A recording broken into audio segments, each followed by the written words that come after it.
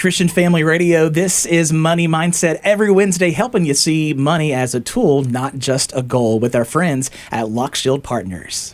Clark Hayden, so thankful to have you on the show today.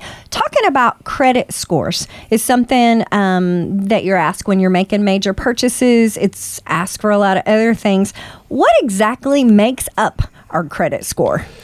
There's a really complicated formula that I would be happy to dive into. Oh, Clark. But I'm going to just cover the high points. How many pages of numbers and different mathematical symbols?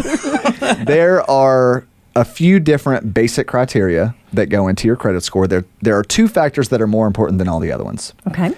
This is a complicated term, but what the agencies use is called your credit utilization ratio. In other words, that basically means how much credit are you using as a percentage of how much credit you're available to use. That makes sense. So for example, if somebody has a credit card with a limit of $10,000 and they have a $2,000 amount on that card, their ratio would be 20%.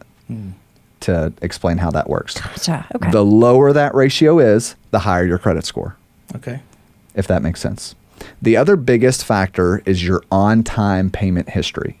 So those two factors are going to comprise like 75 to 80% of the overall score. So those are the two most important things.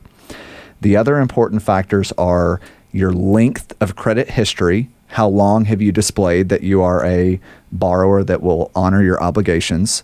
And then the last one is how frequently do you apply for credit? The more frequently you apply, the more you get dinged.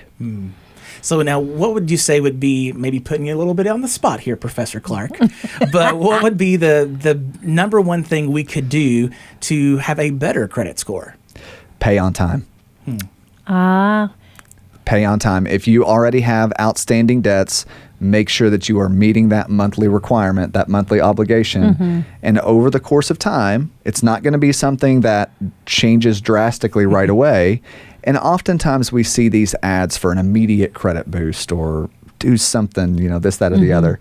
You're much better off taking the slow and steady, methodical approach, pay things off over time, meet that monthly requirement, and eventually things will start to recover. To learn more about this week's Money Mindset, and maybe for Clark to give you that long string of numbers and formulas that give you that credit score, head on over to our website, ChristianFamilyRadio.com, or visit directly with our partners, LockShieldPartners.com, to learn more this week.